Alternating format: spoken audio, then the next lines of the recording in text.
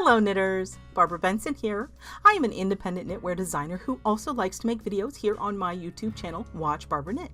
Make sure to check in the description below where you'll find links to all kinds of shenanigans, including how to get one of my patterns for yourself to knit up, how to join the Watch Barbara Knit Facebook group, and how to support me on Patreon. Today, I am answering a viewer question, actually multiple viewers' questions.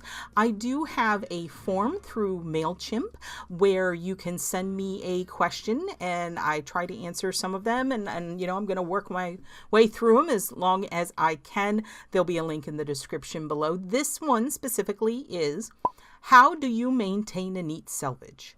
I cannot for the life of me keep uniform stitches when slipping the last stitch. I always end up with one neat stitch and the next a loosey-goosey loop. Sarah Bear Crafty. This is one of a myriad of questions that I consistently get about slipped stitch edges. Why do you do them? How do you do them? Does it matter if you slip with the yarn in front versus the yarn in back? Does it matter if you slip knitwise versus purlwise? My pattern says that I should slip the first stitch. Does it matter, or can I slip the last stitch instead? Why are all these things? And you know what? I know what I prefer. I know what I use in my designs, and I know why I make the choices I make in the designs. But I didn't know definitively the answers to these questions because some of them I'm like, it never occurred to me to do that. So this video, you will see, I'm going to show you I did a series of tiny samples. They're coming up, and really, it's kind of the mad scientist in me. I decided to try pretty much every way I could think of to slip stitches. Yarn in front, yarn in back, knitwise, purlwise, first stitches, last stitches, only stitches on the right side, only stitches on the wrong side, to see what happened. And I am going to share the results with you so that you can decide for yourself which ones you prefer. Now, can you always change a pattern? Not necessarily. And I give an example in the upcoming focused video of one where I make a specific choice. But specifically for Sarah Bear Crafty, you really have to focus on your tension around your needle, and I show that in the following video. But also, you might try a different technique. I'm showing you several, and you might find that a different technique works better for you. I definitely have ones I work that look worse and ones I work that look better, just based on my personal knitting style. And another thing is blocking. Blocking fixes a whole host of sins and problems, and things might look not so great when you are in the process of knitting them, but they'll block out. Things will even up. The slip stitch is always going to look a little weird and loosey-goosey, because it's got extra stuff in there, but when you stretch it in blocking, it should fix it back up. But a lot of is how do you keep it neat and uniform is just paying attention to your yarn tension and making sure that you're consistently tightening things around your needle and making sure the next stitch is, it's just practice more than anything. But again, maybe try different techniques. So let's go to the close-up video. We have all my little swatches and my notebook so that I can make sure I'm getting everything right. Now, from what I was able to think of, and this, you know, I'm not saying that this is the only way you can do it, but these are the ones I could think of. When looking at addressing the stitch, there are essentially two elements that you need to think of, and each of those two elements have two options. How you're slipping the stitch, which is knitwise versus purlwise, and what position your yarn is in when you are slipping that stitch. So I'm going to show you.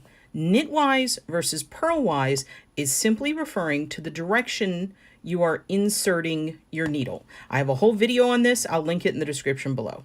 So for slipping knitwise, you are inserting your needle from left to right through the front loop like that, making your X, and then just slipping the stitch off. When you do this, it reorients the stitch. Slipping purlwise is inserting your needle from right to left through the front loop like that, and slipping the stitch off, which keeps the stitch in the same position that it was initially. I can put that back on. The second element where your yarn is if the yarn is in back or in front of the needle. Now, I'm going to show you slipping knitwise with yarn in back. Just looks like that. You just insert and slip, the yarn is still in the back. Same deal with purlwise. Insert from right to left and just transfer that stitch to the right hand needle.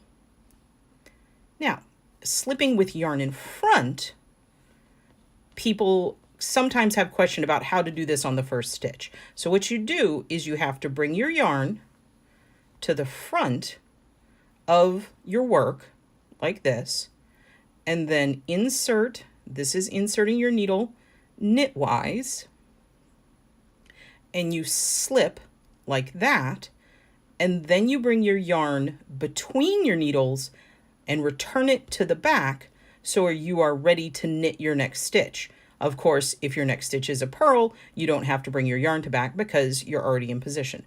But that is slipping knitwise, and then we proceed with yarn in front. Now I'm going to put this stitch back. You can see I'm reorienting it. Now, slipping purlwise with yarn in front, again, you move your yarn to the front of the work, insert your needle purlwise, which is right to left, and slip it off, again, returning your yarn to the back so you're ready if the next stitch is a knit. Now, here is where people talk about their edge stitches getting kind of loose. You see how loose that is around my needle right there? After you have performed this slip maneuver, you need to make sure to tighten that back down so that it is snug around the circumference of your needle so the stitch size is set correctly. And then you proceed. And we're just knitting. Now I'm going to show you how to do this on the last stitch, because we do that as well. So we're to the last stitch. If we are slipping knitwise with yarn and back, you just insert your needle from left to right through the front loop, slip it over, right? If we are slipping purlwise with yarn and back, insert your right needle through the front loop on the left needle from right to left, slip it over. It's slipped. Stick it back on. Oh, I split it. Let's put it back. Now, if we're going to slip with yarn in front, again, since there's one slightly different step here, since we are at the last stitch, you want to move your yarn to front between your needles, then insert from left to right to slip knitwise and slip it over, or move your yarn to front between the needles and insert your needle, right hand needle, through the front leg of the left hand needle from right to left to slip purlwise. And there it is slipped. You can tell you slipped with yarn in front because the yarn is in front of the stitch while it is looking at you. Now, I want to show you what, when you flip it over and you're ready to start your next stitch, if you have slipped it with the yarn in front, your yarn is already in back and you're ready to knit this first stitch. But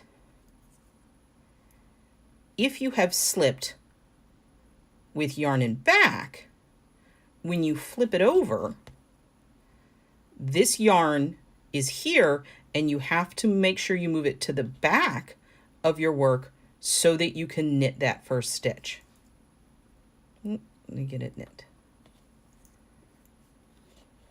And there you go, you have it knit. I actually split it so that this stitch is being splitty. So I'm going to insert and knit it. And so that's how you knit, and then you just knit across. So that is the difference between slipping knitwise and slipping purlwise, slipping with yarn in front, slipping with yarn in back. There are 4 of the considerations, and the rest of the considerations is what stitch or stitches are you slipping? And that is where I ended up with all these different options. So I have tagged them and written on them. This is slipping the first stitch on every row. And first I did it knitwise with yarn in front, then I did it knitwise with yarn in back. So if we look at our edge, I'm going to make sure it's, there we go. This is slipping the first stitch knitwise with the yarn held in back of the work. And you can see this is what that looks like. Now, when I showed you how you flipped it over, when you slip with yarn in back, you then have to pull your yarn to the back. You're seeing this wrap. It's visible. So you have that. This is slipping knitwise with yarn held in front of the stitch, slipping the first stitch every time. Okay, that is what that looks like. Now 2 is slipping the first stitch of every row, purlwise with yarn in front, purlwise with yarn in back. So the thing is when you slip it with yarn in back, there really isn't an appreciable difference. We still get that little bump. But if you slip purlwise with yarn in front, it looks like this. It's this lovely, tidy chain that goes up. Now, I'm going to compare the two for you. These are both first stitch of every row. This is with yarn in back, and as you can see, it looks the same. With yarn in front, otherwise, you can see the difference in the two, and that is a bunny hair. So you can see the one here, the one on the right, is with yarn knitwise, the one on the left is purlwise. And from what I've looked at and how it looks to me, when you do it knitwise, it has a little bit more texture and it's a little bit tighter. It just has a firmer look to it. Are they the same stretch amount? Let's see. Let's see if I can stretch. Let me do it separately. I think you can stretch the purlwise a little bit more. It's a little more open. Now, these swatches have not been blocked, and this is why some people get concerned when they're working and they're like, oh, my edge stitches are kind of loose. They're intended to be blocked. And once they're blocked, they're not going to look loose anymore. But if you're not planning on blocking, it's possible that you want to slip knitwise instead of purlwise. Okay, so these two are first stitch every row. Swatches 3 and 4 are the same, but it's last stitch. Instead of slipping the first stitch every row, it's slipping the last stitch every row. And visually, hang on, let me make sure they're facing the same direction. There we go. Visually, we have pretty much the same effect. So it doesn't really matter how they look if you're slipping the first stitch of every row or the last stitch of every row. Personally, I find slipping that first stitch to be more fiddly than slipping the last stitch, because moving the yarn in front to slip that first stitch is a little bit more challenging than moving the yarn in front between the last two stitches of your work. But visually, here, this is purlwise first stitch, purlwise yarn in front first stitch, purlwise yarn in front last stitch. As you can see, okay, so it just, it pretty much looks the same. Let me get that out of the way. Here we go. They have the same sort of chained effect up the side.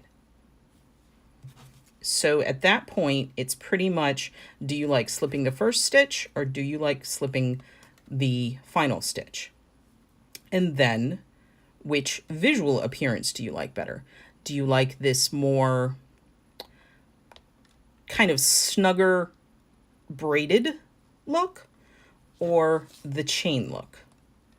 You can see all these. If you're looking for a snugger, some people might consider that the slipping it knitwise has a tighter look to me. It's a little bit more elaborate, whereas I think that slipping purlwise with yarn in front looks like you just have a twisted knit stitch running down the edge. So now that was slipping the first or last stitch. Another way to do it is to do all the slipping only on one side, either the right side or the wrong side. Based on, and I had planned on doing the same as with these swatches, but then I decided, you know what? All of the slip with yarn and back, they all pretty much look the same, and they all pretty much look like, that's not it. I'm looking for the one I knit. This is what just straight up garter without any slipping looks like. So there's minor differences, but not a whole lot. And I really don't think it's worth the effort. So I just, for the second two, what is this, 5 and 6, I just didn't do the slip with yarn and back part because I didn't think, it's not worth the effort. So on 5, this is slipping, let me make sure it's oriented correctly. I put these on the bottom so I know where the cast on was. So this is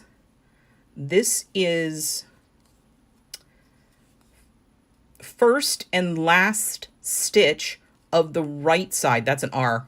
My handwriting's horrible. First and last stitch of the right side row. So it is slipping the first stitch, working your work, slipping the last stitch. This is knitwise with yarn in front. So this is slipping the first and last stitch of the right side row with yarn in front, knitwise, and this is slipping the first and last stitch of the right side row purlwise with yarn in front. Now, comparing that to, let's see here. Here is, as we determined, so here is what first stitch only knitwise looks like.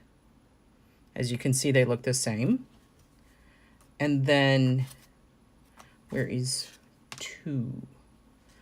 And here is what first stitch purlwise looks like. Now,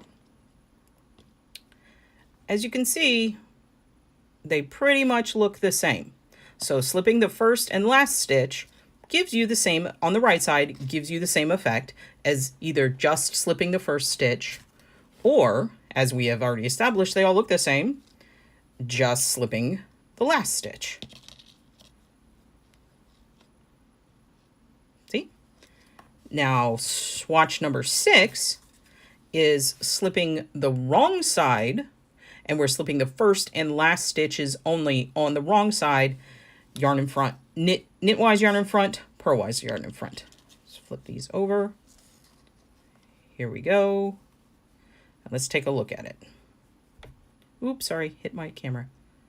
And as you can see, it pretty much looks the same. Oh, nope, this is flipped up. There we go. But still, it looks the same.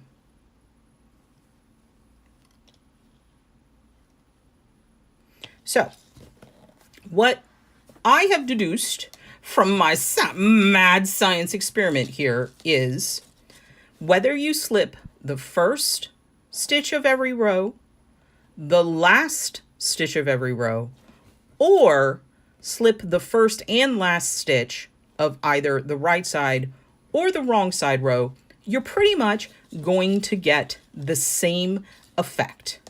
There is a difference between doing it knitwise and purlwise, definitely a distinct visual difference between the two. What is going on here? So here, on the bottom is slipping knitwise, on the top is slipping purlwise. The other thing I deduced is there is no point slipping the stitch with yarn in back. It pretty much gives you almost an identical edge to garter. So there's not a lot of point. So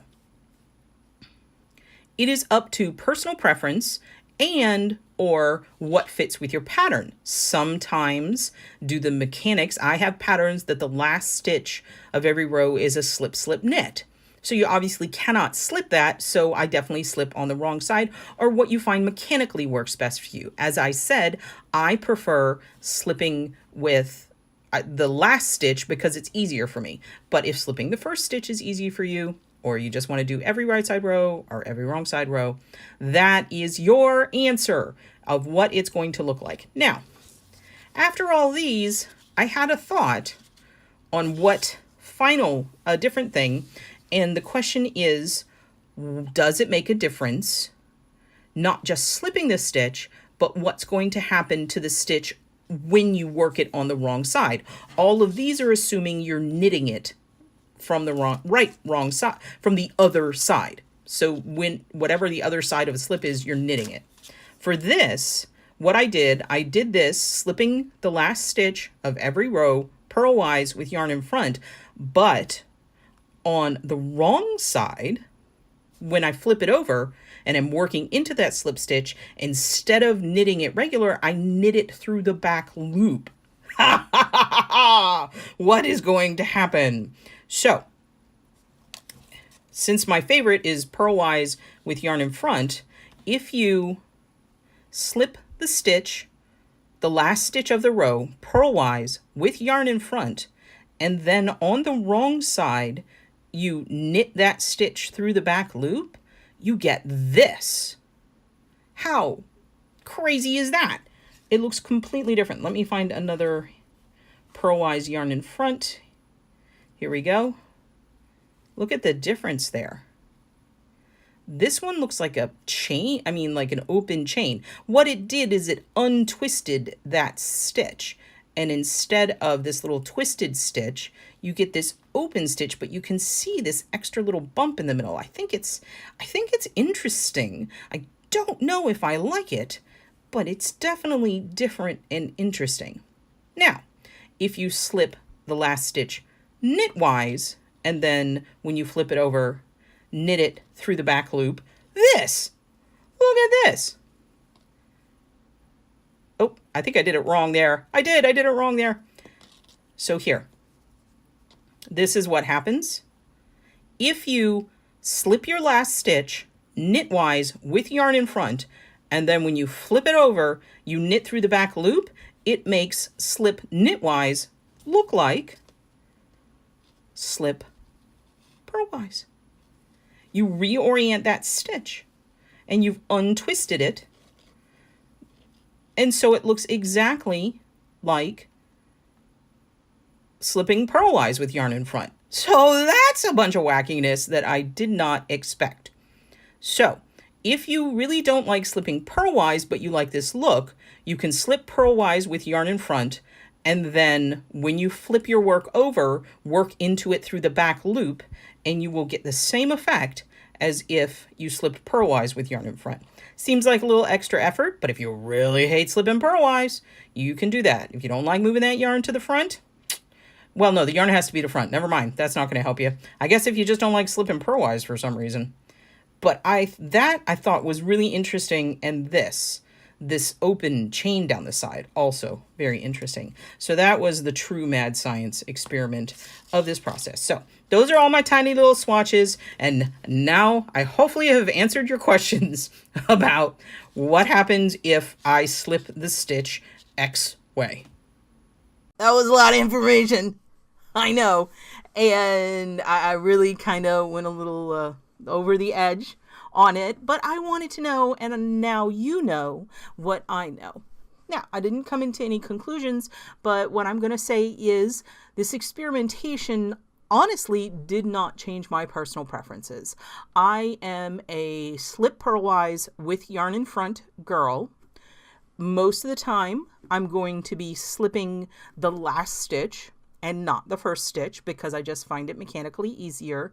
And for a lot of my patterns, especially if I'm knitting stripes, I slip the first and last stitch on the wrong side. I've done a lot of experimentation and have found that particular technique produces for me the most aesthetically pleasing edges and camouflages the yarn that's being carried up the side. So if you're knitting any of my mosaic patterns or striped patterns, those are going to be your instructions. And as I mentioned, I have like all my asymmetrically shaped shawls, a lot of them, the last stitch is a decrease, and you got to make that stitch to make the decrease. So I'm slipping it on the wrong side. And then I just like the matching slip. I just like the way it looks. It's the way it is. So you decide what you like and go for it. Can you substitute in patterns? Take a look at it. If it is not integral to the design, more likely than not, you can change it to your preference. If the pattern says slip the first stitch of every row and you don't like doing the first stitch, you like doing the last stitch, it's probably going to be fine. I showed you, they look the same. But if there are mechanics going on, sometimes you can't substitute. So I hope you enjoyed this very in-depth examination of slip stitch edges, and I learned something. I hope you did too. If you like this video, please give it a thumbs up, click that like button. And if you would like to be notified whenever I upload a new video, please subscribe to my channel and select notifications. Thank you so much.